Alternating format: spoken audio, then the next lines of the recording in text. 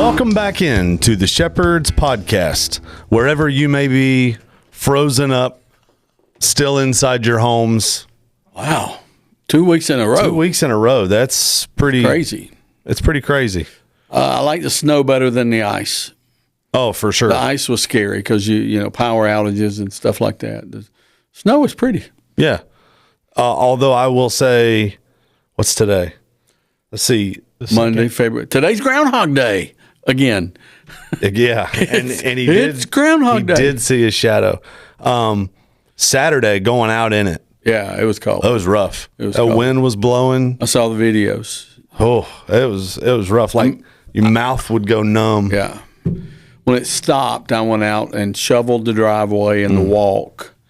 And I was amazed the next morning when I got up how clean where I'd shoveled was. Yep, I thought the same thing. So then I just did all of it and started to come and do Mom's and Jan's mother's. Then I thought, wait a minute, they may go somewhere if I do that. I don't want them going anywhere. So Or people just would gotta let see them you alone. out the window doing that and be like, will you come do mine? And you'll be doing everybody's. You know, my neighbor took a huge leaf blower and blew his off his driveway. Because it was very light. It was powdery. Yeah. Yeah, Anyway. it's been a fun Let's week. talk about that whole process in a few minutes. Or so. Introduce our co-host. So Chat GPT will know who's. We're just co-hosts. We are nameless. Co-host Daniel Scarborough, co-host Bo Madden. And you have a disclaimer for us today. I mean, not today. I just Forever. It's for all time. it'll forever. It'll be here. In perpetuity. It'll be here when we need it. Can you zoom in on that? And at any point, The views and opinions expressed by the senior pastor are solely those of the senior pastor and may or may not reflect the views and opinions of the co-host, spouses, their children, or their, I can't read the bottom part, any affiliates. any affiliates. That's been cleared by legal. It's been cleared by the legal team, and anytime that we need it, we can just bust it out. Just set it there. So as soon as I say all things Church of God, you just It'll sit there the whole episode just pick for it that up one. and put it right there. Yeah, I that realized something that we've not done a good job of is sometimes we put things on screen and then we forget there's people that actually listen. And so That's people true. are like, oh, so we got to do a better job of explaining. If for you're those that listening just and, listen. and we're talking about visual effects, you need to go to YouTube and watch or Facebook. Either one. It's far more entertaining. Yeah. Both facial expressions, especially. I got my winter beard here. I haven't shaved since it started a week ago with the ice. So, well, I will this week. We'll have church again this week. That's about all. I don't think I could last longer than a week. I'd be itching and Be going crazy, huh? yeah, it drives me nuts. All right, so today, what are we doing today? Well, we're going to open up. Well, let's talk about Super Bowls this week. Super Bowl is this week. And I have my San Francisco. See that cable car right there? That's my San Francisco Starbucks cup. Can I get brought up on charges for drinking Starbucks? No, I don't think so. Okay. I don't know. Well, you can get brought up on charges for anything. I don't know. I can confer with the legal department who approved that. Who approved that? Man. Disclaimer. But this is not Starbucks in here. This is Summer Moon Velvet Blaze so good. in there. But anyway, So good. Super Bowl's this Sunday. Yes, it is. Who's playing? It is the Seattle Seahawks in the NFC Okay. and the New England Patriots in the AFC. Okay, you got a North Carolina guy that's quarterback of New England. Drake May. Yeah. Yep. Mom and I saw him at the Mayo Bowl Yep. when they played South Carolina that year. All right. So You seen the controversy on it about the picture they released for the Super Bowl and the images of Darnold and Drake May are the last two before you get to the Super Bowl. Oh, they're at the front. Yeah. They're at the front of that. Interesting. Conspiracy theorists are loving it. no, I haven't seen it. I don't have to go looking for controversy. It comes looking for me. But But nonetheless, so let's. I know who I picked. I got it. do we have to go first? I don't know how you want to go. Doesn't matter. Seattle by 15. I hope that Seattle beats the brakes off of New England, but that Drake May scores 100 That's points. a good day.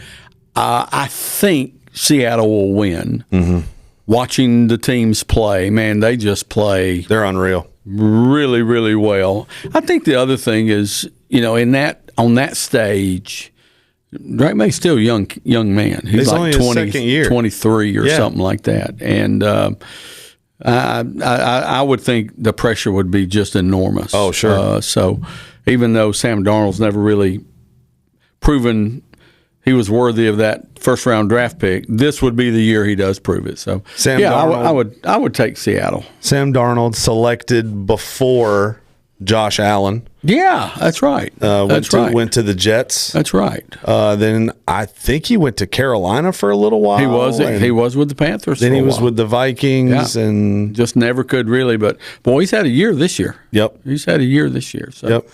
Yeah, I think that'll be it. I will not be watching the halftime show. Nah. I'll watch one of these alternative shows, or I may just flip over and watch Andy until the game comes back on. But I'll actually be at the prayer conference. Prayer conference starts the next day. Oh, okay. And so I'll be at that. But anyway, okay, that takes care of that. Let's talk about, we have had ice and weather here the last 2 weeks, and I just don't know if everybody knows what a strain that whole process is on pastors. Yeah. To try to, when do you call off church? When do you not call off church? Do you try an alternative time, the first week, the ice, I mean, here's my process, because somebody texted me early Monday morning and was like, okay, we haven't called off service. What's the plan? And of course, early Saturday morning. I got up Saturday morning and there wasn't anything. Nothing. I thought, they missed it. Yeah. And which would have been the shock of the year, because everybody was so sure something was coming, but there was nothing there. And then once it started, but I wasn't making the call until I saw something. Until I saw it happening. I wasn't going. I try not to make the call just based on the forecast. Right. Although the week before with the ice, it was just a given. Oh yeah. I use AccuWeather. Yep. Because they're very conservative. And I appreciate all the weather people and all their efforts and everything they do. And but I just kind of stick with AccuWeather, and they're very, very conservative. The week before, I called it pretty early because it was ice. Oh yeah, there's just no way. But then you get into that dilemma of you just hate call off church. Yeah, people get out of the habit. Yeah, especially 2 weeks in a row. But so here's where I kind of surf on all this. I'm not going to put anybody at risk. Right.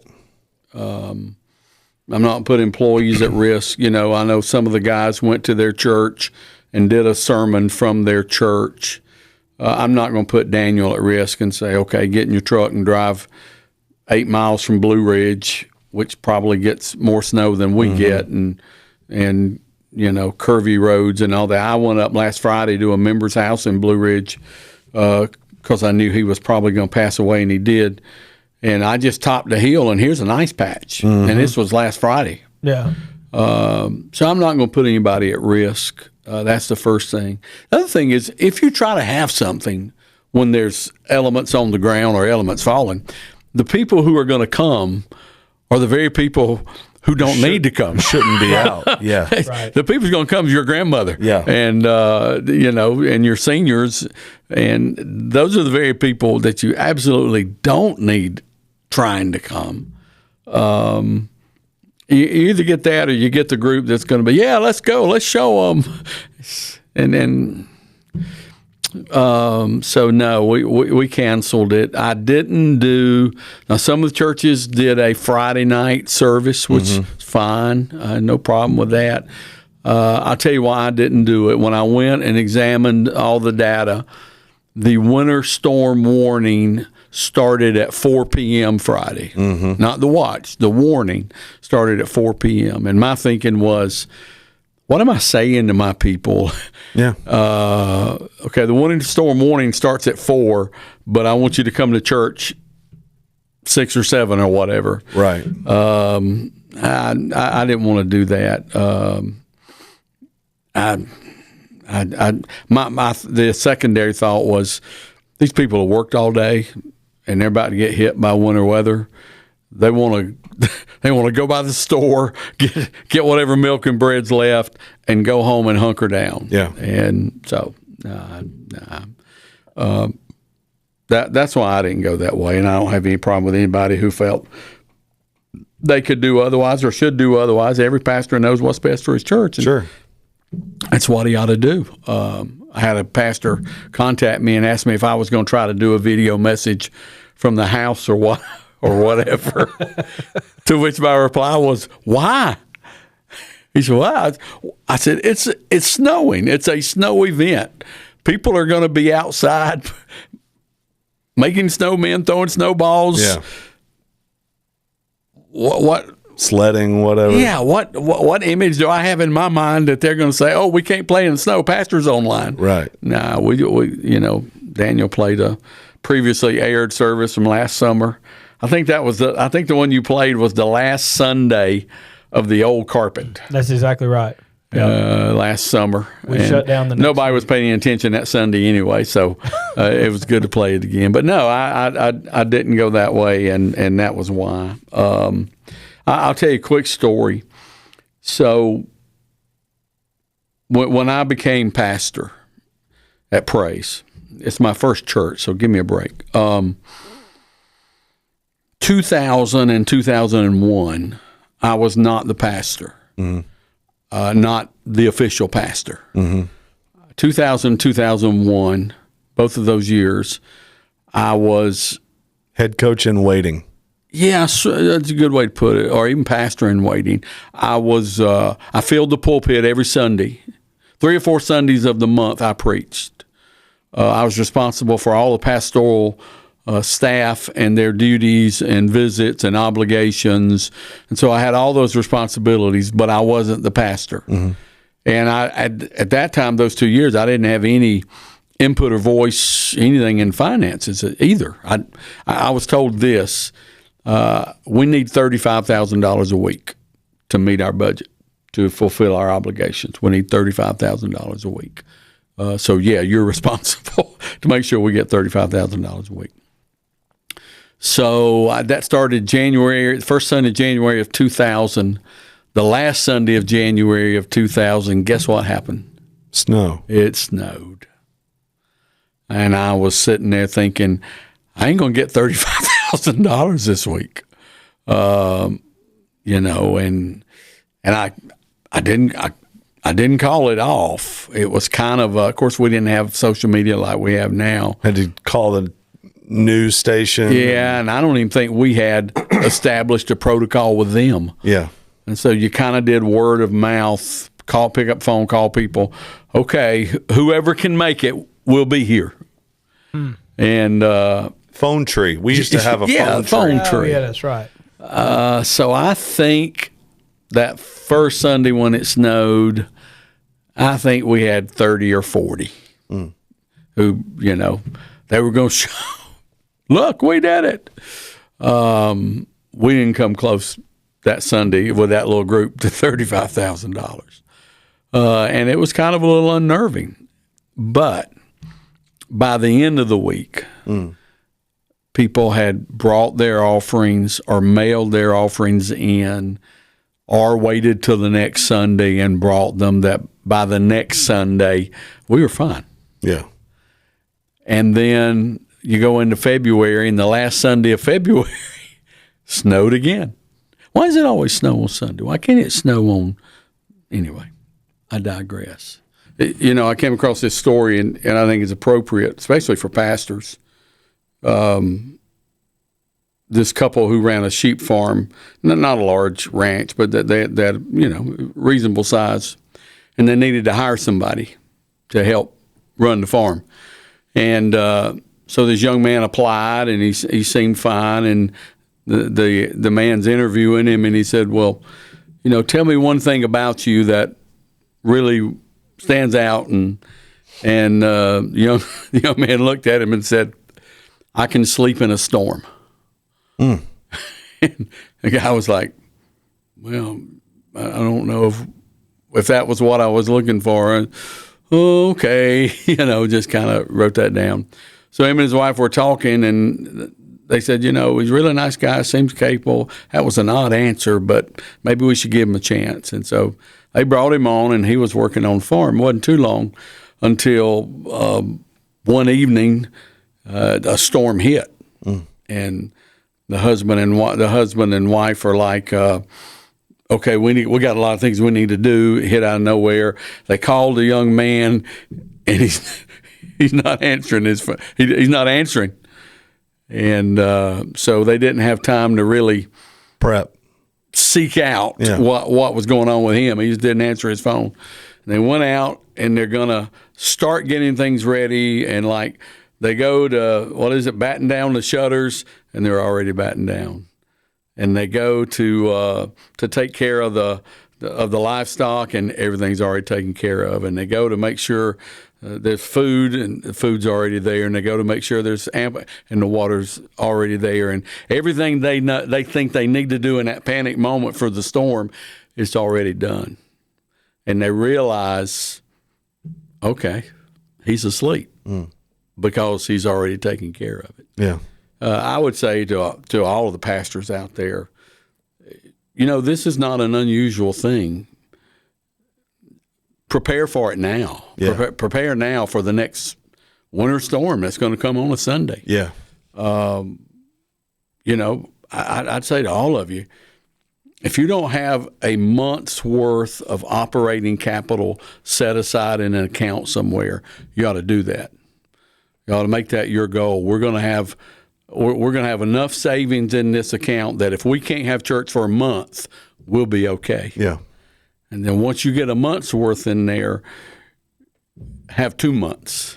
And once you get 2 months in there, save up and have 3 months. Because you don't ever know. Right. Maybe another pandemic. You don't ever know what may happen. The other thing is, one of the great things with these 2 storms that have hit, not being able to have church, was knowing we had prepared for the storm. Yeah. And we had prepared in more ways. Not only we had set money aside that if something like this happened, we'd be fine. The other thing was with our online giving, even not having church, 50% of our revenue came in both Sundays because people were able to give online. Yeah. So my advice to all of you, and I called our executive pastor and I said, I'm so glad that I can sleep in this storm. Yeah. And I would say to all the pastors out there, you need to do this. You need to make sure, because there's always going to be storms. Yeah. And one thing to that, Pastor Tommy called me during the snow and storm, and he had gotten a call from another church, not sure who or the situation, but they found out that their processor, basically that was processing their stuff, the donations, right, the electronic giving, they said, we're not going to cover you anymore because they were a religious institution. So that's another thing to keep in mind for people that are looking to offer online giving. Make sure whoever you use will. There's companies like Stripe, not calling them out, but it's companies like that they come from a more secular side, and sometimes they don't align with religious contributions. Who do we use? Vanco, actually. It's tied in under our software, church management system. Our church management software. But Vanco actually processes the. And then there's Marty Baker's company. What is it? Secure Give. Yeah. So there's religious, and you don't have to be a large church to utilize these products. Right. You don't have to be a large church at all.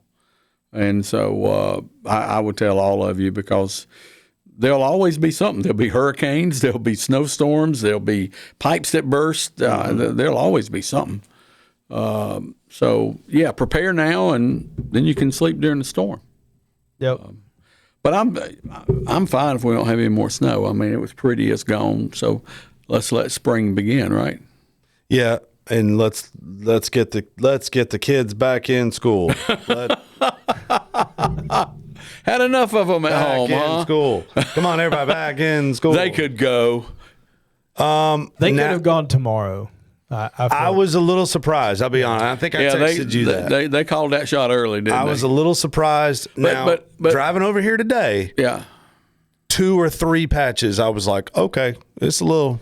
Yeah, but again, you have the liability of a school bus. Right.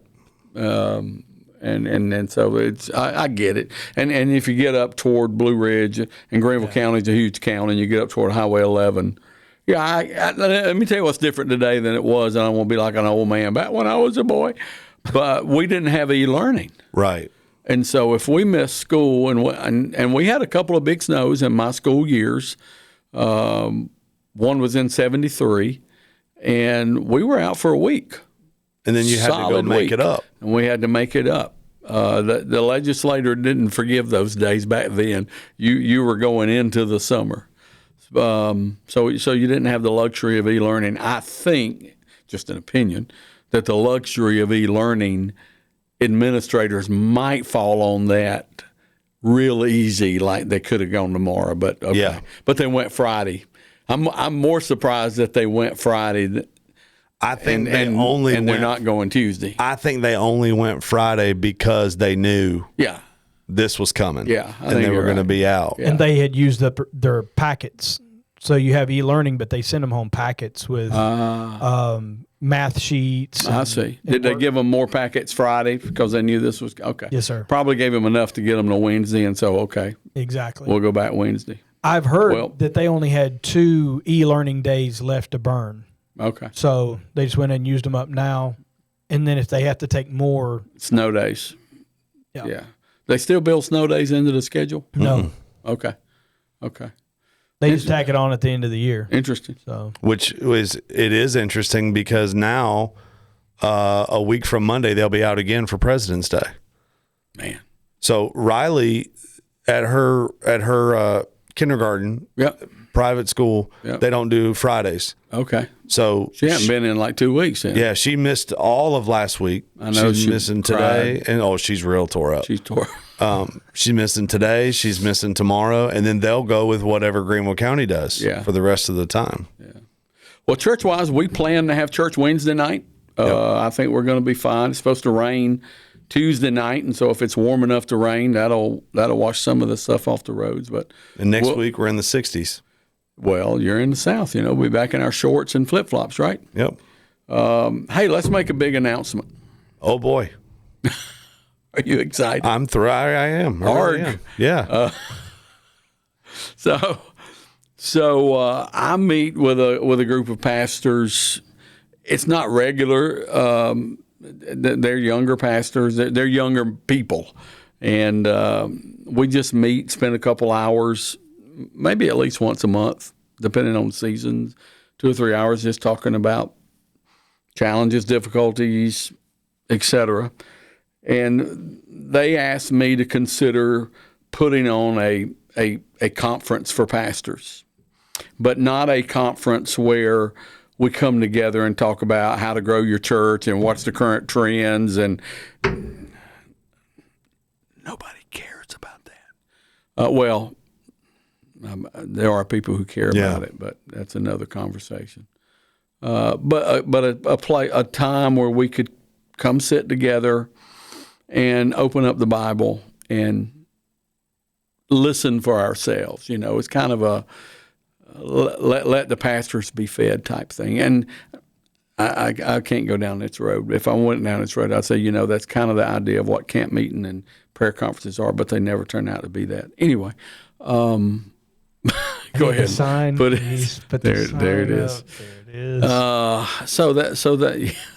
So that being said, on April 27th through 29th, we're going to host here at Praise the Shepherd's Conference. Yep. Call it After His Heart. We'll start Monday afternoon, and we'll go till Wednesday morning. We won't do sessions at night. We'll do most of the sessions in the day. We'll provide meals once all the. We're putting all this together. We'll keep registration fee basically just to be enough to cover your meals, and we're going to be looking at David after God's own heart. Okay, for just a couple of days. The shepherd's role is seen in David's life. Right. I'm going to kick it off, and then Chris Kilgore's going to speak. I don't know how many of you have heard Chris speak, but he's a brilliant young man. Neil DeBose is going to speak, chairman of our state council. No. No? Neil Nolan. Neil DeBose. Yes, you're right. You're right. Far. I'm sorry. I'm far from being chairman of the state he's council. going to love this. He's going to love that. I love you, old man. Neil Nolan is going to speak, who's the chairman of state council. I'm excited about Neil Nolan because I talked to him about his topic, and he was like, "Are you sure?" And I said, "Man, I don't know anybody in this world more suited to talk about this than you."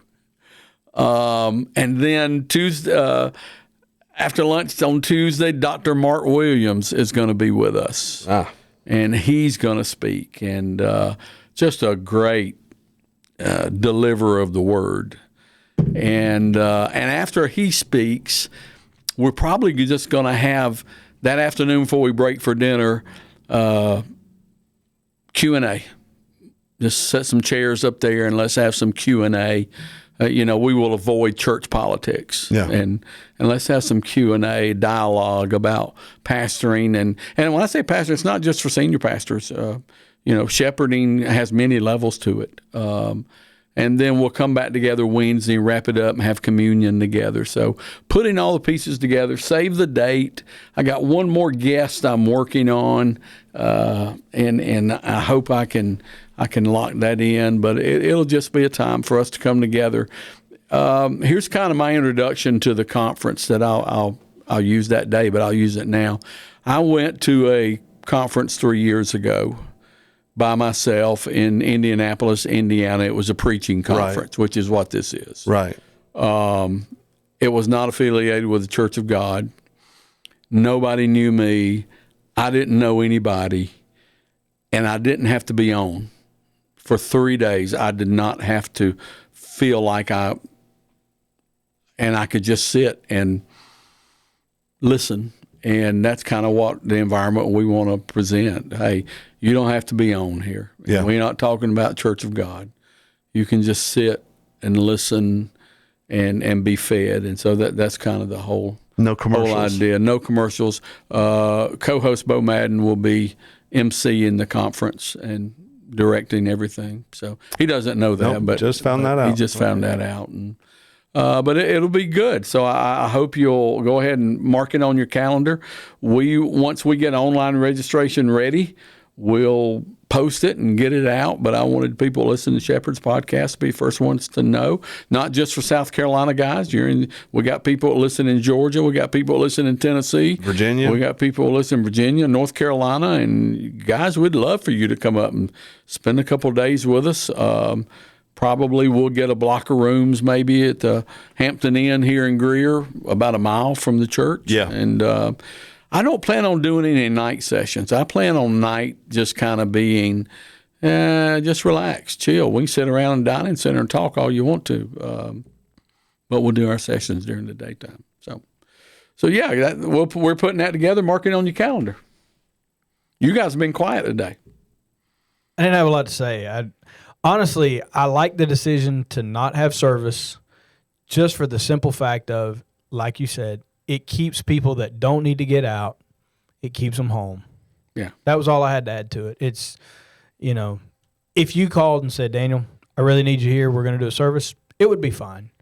But there's just a lot of folks, and I appreciate looking out for people like me, but at the same time, there's folks that just don't need to get out. No. And it shocks me, the people that do. So, and if we had church, those would have been the ones who would try. The other thing at our church, I should have mentioned it. The entrance to our church is shielded from the sun. Oh yeah, and so the front of the worship center is still a sheet of ice, and will continue to be a sheet of ice for several days to come. We'll be working all week clearing that off because it just doesn't get any sun at all. Right. So, yeah, those are things you have to look at, too. All right. That's all I got. All hearts and minds clear? That's a wrap. I guess Neil DeBose is the listener of the week now that he's chairman of State Council. I mean, I can't tell you how much he's going to enjoy that. Cannot tell you how much he's going to enjoy that. And I'm never going to hear the end of it. I think he would do a fine job. We'll be voting this fall, so maybe. He doesn't have his ordained. Oh, come on, man. For this very reason. For that very reason. He says, can I marry my students when they grow up and get married? Can I baptize them? Why do I need anything Why else? do I need anything else? Yep. He doesn't have it for that very reason. Well, I appreciate a man that's, was it Clint Eastwood said, a man ought to know his limitations. There you go. All right. Exciting stuff. Thanks for joining us. We're back as long as we don't get another blizzard. So we'll see you next time.